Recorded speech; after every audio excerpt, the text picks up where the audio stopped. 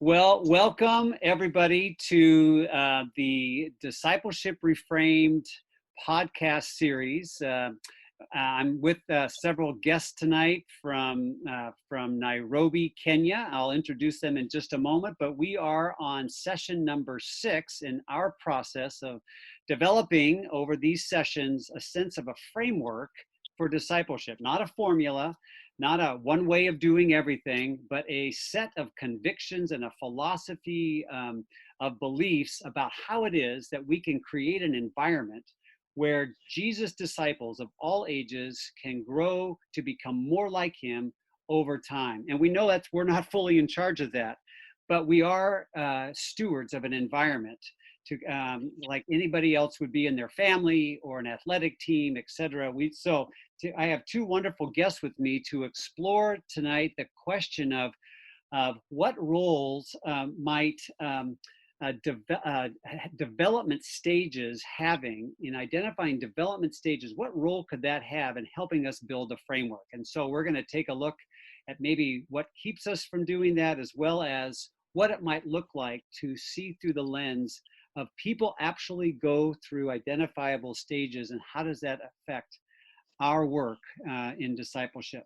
So I'd love to formally introduce now both of my guests, and we have Bill Ha and Zachary, and both of you work at the same church in different departments, so to speak, but we call it, you're together at the hip is an English phrase. You are yoked together. You are partners in this journey of discipleship, and we've been partnering together with Kingdom Story for a number of months, even years now, a couple of years now. So please introduce, we'll start ladies first. Bill Ha, please introduce yourself and particularly your role in the church. And then after that, go ahead, and Zachary, you can introduce yourself as well. Welcome to our podcast. Thank you, Dr. John. My name is Bilha Janira Inyanya. I'm a born-again Christian from Kingdom Christian Ministry. I'm a youth leader in my church. I'm in charge of the youths at the church. And since I started the journey of Kingdom Story 3 years back, it's been a great learning experience. Thank you. Yes. And do you work, Bill Ha, with all the kids of all ages? So is there a beginning or an end, and do you have a team? We have, we were like the whole team, but recently we have different stages through the lessons. So we've really divided the groups that I'm dealing with. Okay, fantastic. Welcome. Zachary? Yeah, thank you. My name is Zachary Kingori. I've been a pastor, the founder pastor of Kingdom Christian Ministry.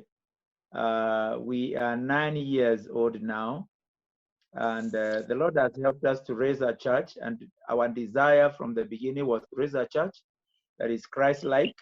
I've been the head, mostly in charge of the adult church, and mostly ministering among the adults. What Sister Janira has just said is that we have divided the team. So she is handling the junior and the senior youth, while others are handling the children and the teenagers. Right. Okay. Yeah. At one time, they were all together, but we realized it's not working. I'll be coming on to tell you why we had to change, right, and why that jacket could not fit everyone. But we are very happy to be on this program. Yeah, wonderful. Well, we're going to have a conversation here. It will be interesting for me, as well as I hope our listeners, to kind of go back and forth between the American and the African context. And I'd like us to begin with this conversation about thinking about stages of development as an important part of a framework. And by just making a comparison to some things that we experience in life all the time. For example, in parenting, it would not be good if your child never got out of diapers, right? Right? As cute as they are, right? You love them, you take care of them, but you expect them to develop. And you know that over time, even as you're saying your church, you treat kids differently at different ages as they grow and develop. The same would be true for an athletic team. So kids that start playing a sport at a young age, you would hope that they would progress and develop with skills and practices. Would be same thing for school. If your child, if the kids always stayed in one grade level and never moved on, you would say you're not being successful. And yet, I think in America, at least, I recognize that there is a temptation that people could be a part of a church and not see it as a place like those others where they're developing, where they are getting something, but they are not necessarily growing, if that makes sense. And so it's one of the real challenges for pastors in our country is to ask, how do we create an expectation and a place and an environment where people can grow when they really don't necessarily come there expecting to grow? So I'd love to hear a little bit about how you in the African church relate to this temptation to treat, all of our people like sheep. We're pastors, the sheep, and the sheep don't necessarily have to change a lot. They just eat the grass, they give the wool, and we're pastoring them, but we don't expect them to become better sheep, bigger sheep, you know what I mean? So tell me a little bit about the temptation in your context in the African church to have some of the same temptations. Yeah, let me take it on. Dr. John, what you are saying is the same thing that is happening in Africa. We must be alive to this. We found a culture, we found a tradition. We didn't invent anything that we are doing in church. We attended Bible schools and theological colleges and graduated. But again, even those who were our lecturers were subject to our culture. And that is passed on over generations. I have no idea where it began, but I have an idea of where I am. I found where once you get born again, there is a portion that you are taken through. Once you have graduated, that is the end. From there, you are supposed to grow like bananas. All you need is water. And once we water you around, you are supposed to grow. And we've done this one for a long time. And having been a pastor for 22 years, this was proving to be very frustrating because students at least graduate and go away and others come who do not know anything. But you are stuck with members of the church who have been with you for 20 years, and you can still traces of our people whom you can almost talk like Paul. You want to crave for only milk. It's time to move on and chew bones. So it is very frustrating. But again, there is a question that still arises, John. If you change them with what? Because there was absolutely nothing. We read books. I remember tiring myself every day to write my own discipleship materials. I would decide of a theme and I decided to go through, but I kept on going on cycles. Then I looked for some on the internet, but there was a disconnect because every material was not building to another material. And therefore, the growth was not linear.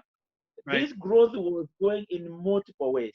Right. And therefore, the temptation, it's not only a temptation, it's the frustration of having to use one jacket fitting everyone. Right. And so, like you say, even if you're a pastor who wants to change things, who recognizes that's not where you want to be, the culture, the resources, the training and seminary you're saying is all not pointing you to create a culture that would develop people. And so maybe you feel stuck. I certainly think there's a lot of pastors, I think, in America that feel the same way. Bill, how is, say a little bit from the perspective of, you became a Christian, you were a young Christian, you now work with youth ministry. What would you want to add to this conversation about the struggle of the African church to be a place where people grow developmentally over time?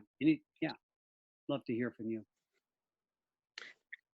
Actually, it's a real struggle, and the struggle has been real.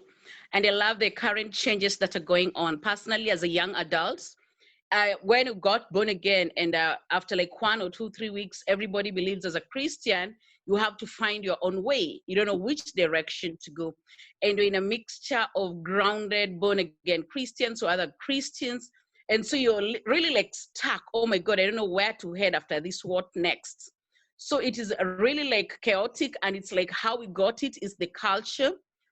And it takes a lot of energy, like the way our pastor through the discipleship trainings to cluster us. So it is very easy for me even to deal with the young people, especially the youth, the junior youth between 18 years to 25 years, and you have the senior youths 26 to 35 years.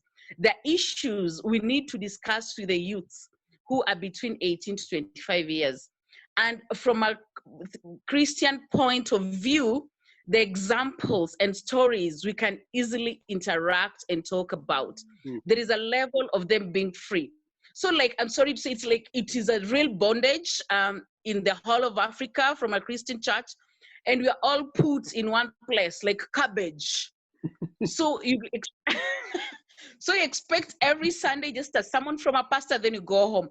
They don't know your journeys. They don't know where you are. We are at different levels in life and in struggles, and we want to grow. So some of us, the first year, maybe we are so much grounded in Christianity. Somebody was walking with us. After 1 or 2 years, oh my God, we are 10 steps behind. So it is very important for strategic learning. There are challenges maybe of resources, there are challenge of enough pastors trained to do this establishment, like what my pastor has said.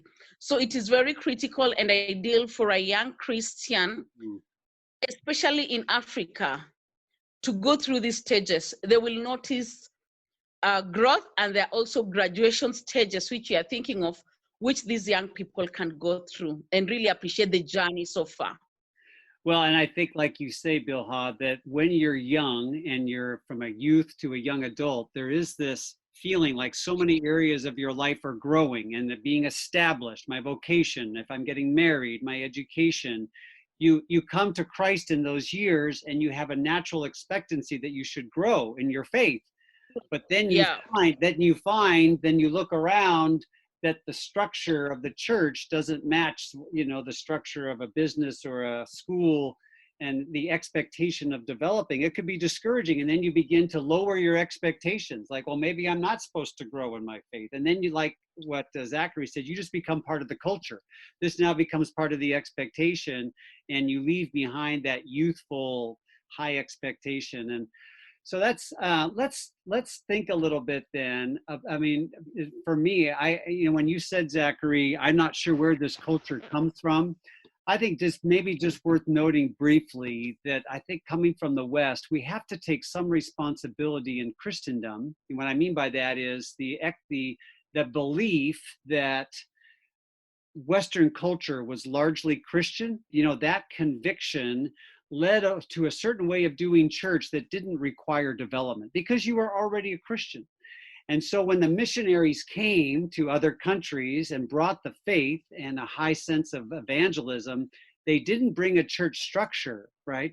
That communicated the priority of developing. And I think so we need to take some of this as the West is our responsibility, passed on the gospel, and we passed on a way of doing church that maybe played into this. So let's talk a little bit about, okay, if we could imagine a sense of development, in the church, what would that look like? And there's no one right way to do it. We've talked about in the material of session 6, thinking of stages along the lines of like a child growing up to be an adult. What would an infant stage be like after having just committed to Christ? What do you need right away? A stage called maybe a child stage where you're still growing and developing. You need parental care. You're establishing roots, and then maybe a young adult stage in your faith, where you have enough maturity now to give back in a meaningful way, to live your life without as much, the need for people to prop you up, but you become less dependent and now more interdependent. And then that final stage where you're a parent, where you're giving your faith away to others, you maybe are discipling and leading and growing through those. That's one way to think about it. I would love to just hear how in both, your young adult ministry as well as your adult ministry, how are you beginning to think differently as you think about discipleship, or create this sense of stages and development? What are you learning? What are you trying? What's working? What's not working? Maybe each of you just share a little bit of your story at your church now. Maybe we'll start with Thank you very much. Zachary. Yeah. Yeah, thank you, Dr. John. The situation is precisely the same everywhere. We discovered by lumping together all people is not helpful. We have to take recognition that people are developing at different paces. They may be the same age, Right. but their level of understanding is not the same. And then we discovered different groupings, including when it comes to ladies and different gender. At one point, we had to think we must have a program that is running parallel to the other one. And so that it supplements the need that is in a certain sector. And therefore, we decided to segment them. At first, we began by ages. Then we realized even in the ages, there is maturity differences. I'll give you a perfect example. We had girls that were maturing faster than the others. So even in addressing their own needs, we would not put them together with the other girls, though we are ministering to them, and we wanted it to be holistic. We have some of them, and I want to tell you why we had to change quickly and make it so that we have to use ages, then use gender and the rates of maturity and understanding. It's because in lumping them together, we ran into a risk. And I will tell you this one in confidence because you've come a long way to be able to help us sort out this mess that we were in. During COVID time, we've lost 2 girls to pregnancy before marriage. And this hit me very hard because these are girls who have been to church since birth. And so like, where did I go wrong? Could I have been so wrong for so long? Can I be a minister who is not effective and I'm aging, doing things that I'm not effective? And that's when I realized now these ones who are carrying little children, I've got to run them through a program of restoration. And even after that, I have got to run them into another program, which I cannot actually mix them with the people of their age. So the age is not helping here either. I cannot put them in together with the young boys of their age, because though the age is there, they have a special need that requires to be addressed differently. Even the council itself is not conclusive, because one is already in trouble and is trying to, it needs a specialized counseling now that they are already in their own problem. And it's been a big problem, but thank God for Kingdom Story. We were able to segment them and then move them at the pace of understanding and at the age in which they are. And we have found help in this area.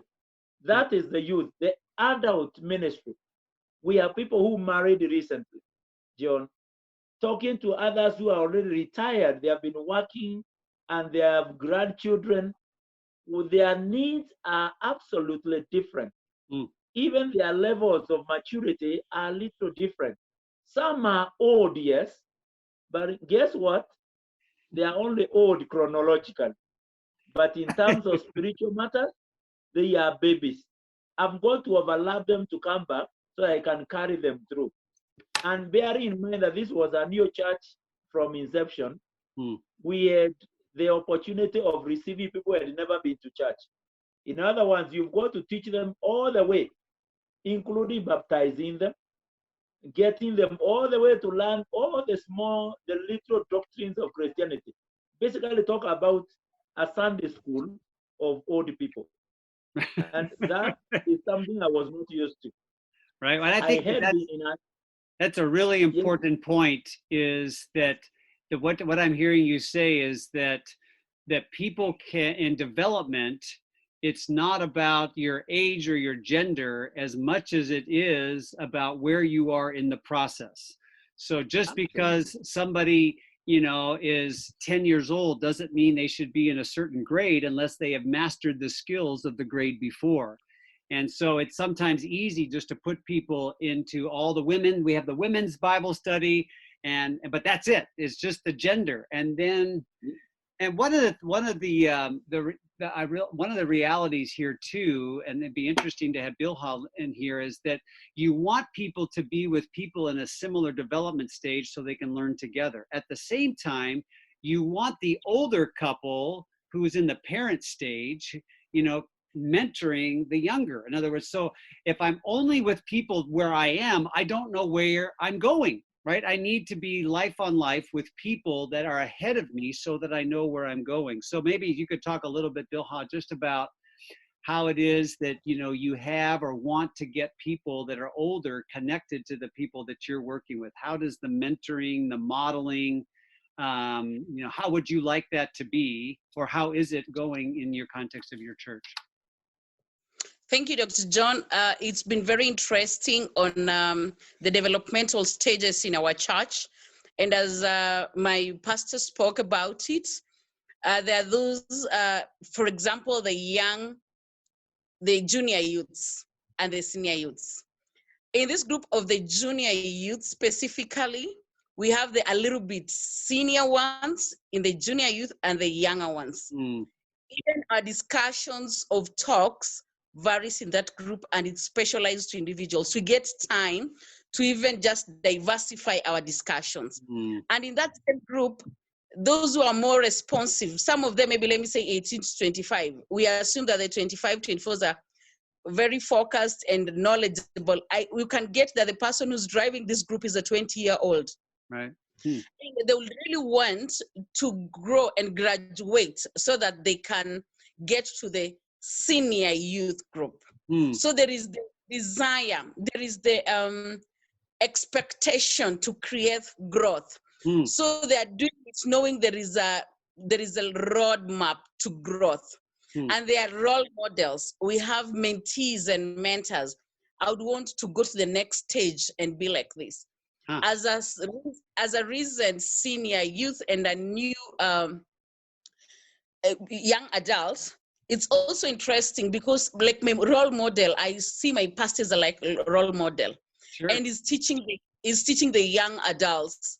So in future, when I grow, maybe when I'm past 45 or 50, I'm also very passionate that I will teach the young adults. This creates generation of Christians passing over the mantle from one generation to another. Right. It also creates values in Christianity that we have role models to emulate. So it has been so interesting. And as you said, as group for women, like my church, even in groups for women, we have single mothers like me. And we're very comfortable in the church because our church takes good care of us. When we have a women's meeting, we have time with our pastor's wife who speaks to us, and we feel accommodated, we feel very okay. Again, a subgroup into a group. So there is this essence of growth, of continuity in the manner we conduct our Christianity in our church. That's good. And do you find, Bill Ha, that there is a shift potentially? I'm thinking of, as I know when I got older, when I got through my 20s, it was easier for me to start coasting or start, I would still want to engage life, but the idea that most of my fast growth had taken place. I'm wondering, as your adults are moving to that senior young adults, how do you wish that they would make that transition to full adults, if you want to say that, and continue, what would it look like? And maybe both of you could answer this, that if the youth could model this passion for growing, this development, how would you want to continue that past the age of the early 30s, into the rest of their adulthood? Do you have some ideas of what you've done or what you would like to do to create that sense of lifelong development? And let's dream together. Yes, Dr. John, we had to sit down and to think through a value-based kind of targeted growth process. And we had to introduce something that target attitudes, target character formation, so that transformation does not lose momentum, neither does it experience gaps in their growth. in the areas of spirituality, in the areas of personal development, internal personal development, intellectual development, character development. We kept on trying to build a body of study to make sure that that targets something, and it is goal-based, not just preaching for preaching, Bible study for Bible study, training for training. But what we did, which has become very good for us, is to make sure that there is somebody who is able, who has moved on, that is overseeing the other one. More of a mentorship program, so that somebody is helped to follow through. And since most of them are given to going down and going up, nobody has kept a straight line. I must confess on this one. As a pastor, I do not expect even. Some have digressed and gotten into drugs. We have got to go down there and pick them up and still walk now with them again and bring them back to the journey where they were going. But there is something we have created, that this is a lifelong process. There is no graduation anywhere. Right. We can celebrate milestones, but nobody has reached there. That's good. That is what has made a big difference. And this is where Kingdom Story has become absolutely important. Discipleship Reframed. This became a miracle for us, because they can start seeing that even going downwards or failing to attain something is not a red card that you are thrown out of the field, never to play again. No. It's just a moment of time. We are just in trouble, but we can get up again and walk. Now, get this one. This one is a new way of doing things, and it has been difficult even for the people to cope with. The former way of doing things is, if you don't cope, you ship out. Call out that brother who is a sinner and throw him out of the congregation. That's what we found working. And we have to come and say, no. Disciples can go down and can go up. Not intentionally, but we must keep moving.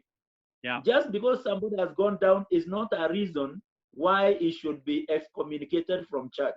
And we said excommunication is not part of our program, but restoration is. What I love about what you're talking about here, Zachary, for me anyway, is this integration of like a coach or a parent who is committed to moving forward, but then you have the shepherd who is very aware that if a sheep wanders, that they will do whatever they can to bring the sheep back.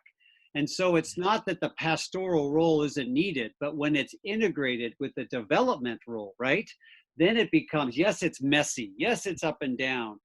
But now the story of the scripture even makes more sense, that God was faithful even when we're not faithful, but he didn't give up to develop his plan, to develop his people. I just love the integration of the story of God because the stories are messy, right?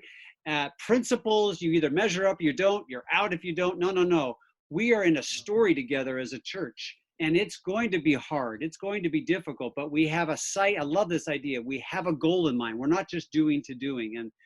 And I think you bring up a really good point, that one of the dangers in doing church in America is that the means become the end. If you preach, you're successful. If you have a Bible study, as opposed to saying, what's the end goal? And so I think it's encouraging for me to hear, what you're sharing in your example there. Bill Ha, would you like to add anything to Pastor Zachary there? Sure. I want to just reinforce on the issue of just having like somebody like a role model and accountability in the group.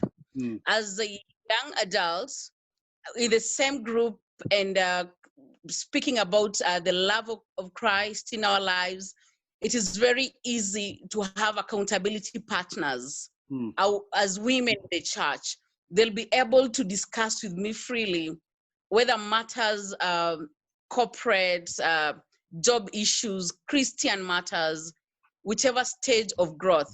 So the issue of having a mentor, a role model, and accountability is very key. So we are walking this journey together. Yeah. We are moving to, has made like 2-3 steps back. They know they have a group of people walking with them. So they're very confident as Christians. They know there is a group of people walking with them, and they'll be really open. They'll be very open, really very ready to share with them what they're going through, so that they can be better in what has really brought them down. Yeah, I like that. And you're beginning to dip into even a future discipleship reframed, the whole idea of the combination of a group and a mentor. You know, you think of Jesus had the 12, but he had Peter, and he could get into Peter's life and say, what are you talking about? He could give them personal care and accountability. And that's super important. I love this idea of traveling with somebody, you know, and the Christian journey in America, we often frame things by the individual. It's me and Jesus. I've got to grow by myself. What I love in the African culture is you just remind us that I is we, right? I think, that we start with the we and we do it together. And so that's a gift that you have. The problem is that when the we comes together, but don't think they're going anywhere. and then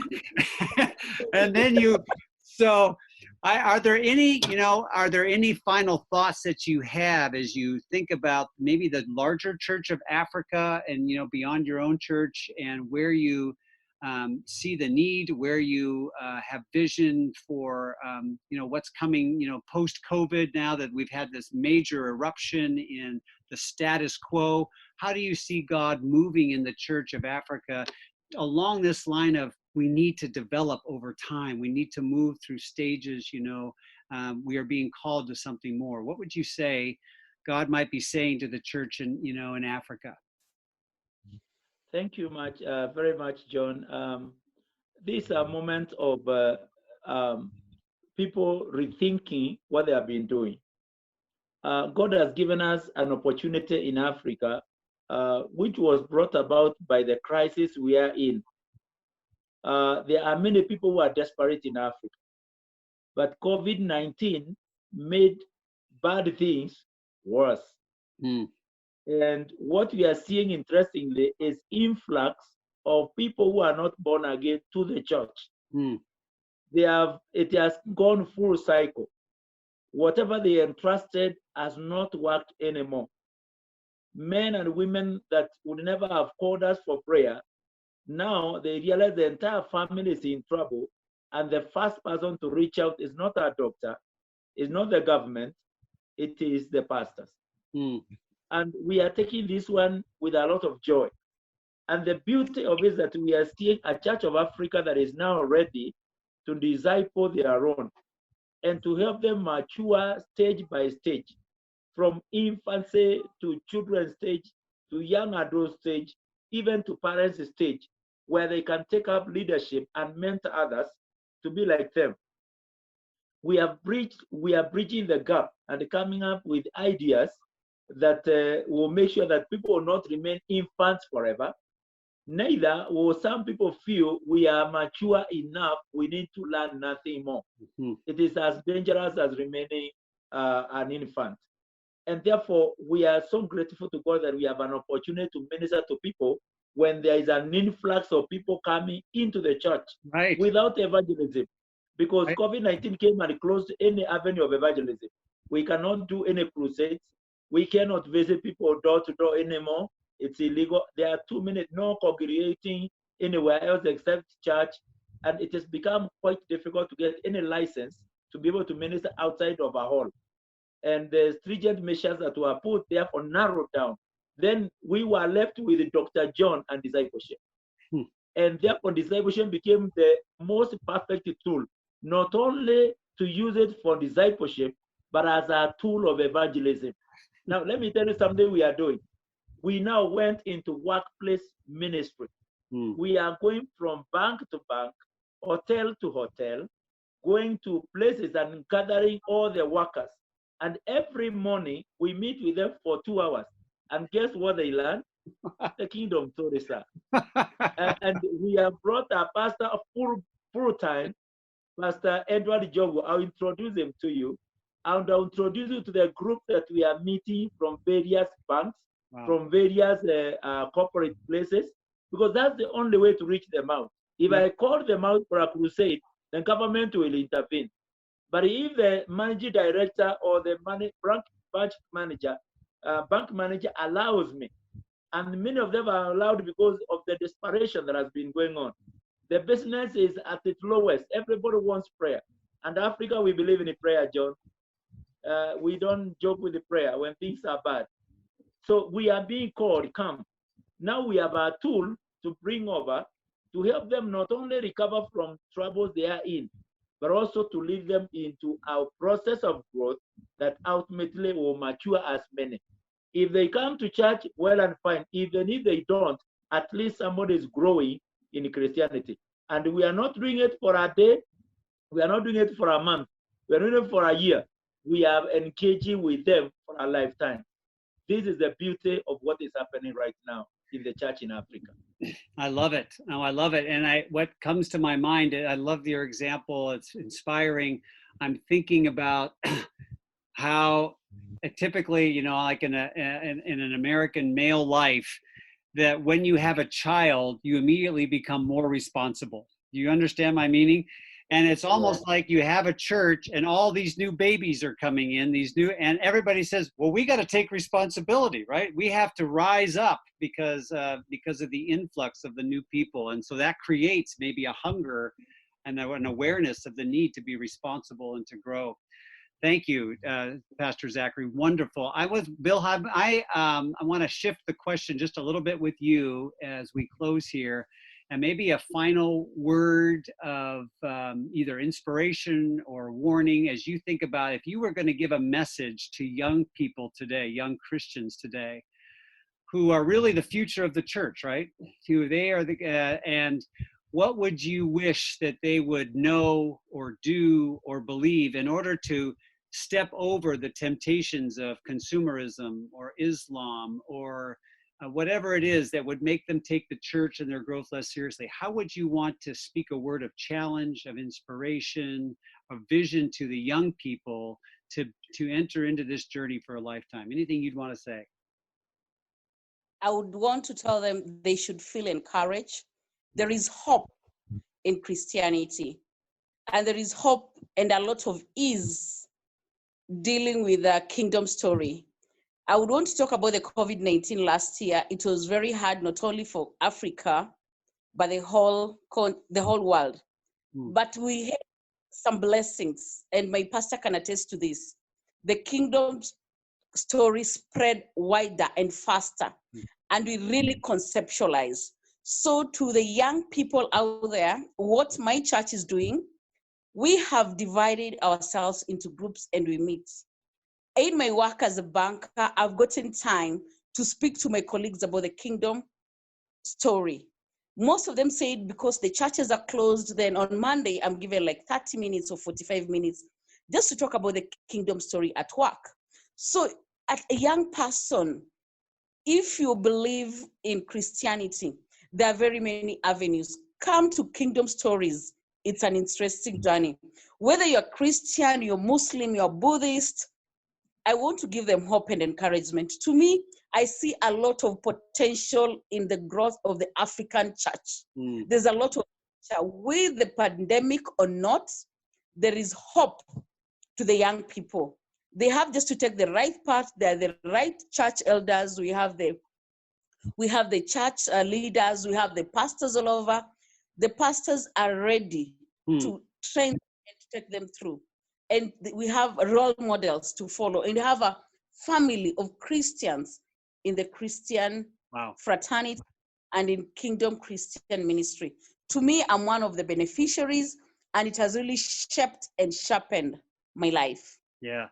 Well, and I think, Bilha, if young people knew that the church was not merely waiting for people to show up, but actually was reaching out, was prepared, were following and going deeper themselves and wanting to invite people into that a greater story and hope for their life, I think that would make a big difference. I think then, at least in America, we have a large group of this 20 to 40-year-olds that basically feel disenfranchised, disconnected from the church, don't see it as relevant, don't see the relationships as compelling. And so they're moving on, a good number of them. And so I think somehow that the older generation, mature in faith, can communicate a readiness to bring on, like a coach bringing on a new athlete. Come and I will develop you into a true athlete. I think that would be very meaningful in a lonely, fragmented world where people are feeling like they're at loose and they're, where am my life going? And COVID has only made that more real. The church can be a welcoming, growing place. May it be so. Thank you both for joining me on this podcast, for exploring together not only what could be, but what you are doing and sharing that with us. It's inspirational. I only wish you God's blessings as we go forward. So may the Lord bless and keep you, and may the Lord grow all of us day by day in this lifelong journey. It's good to be on the journey with you both.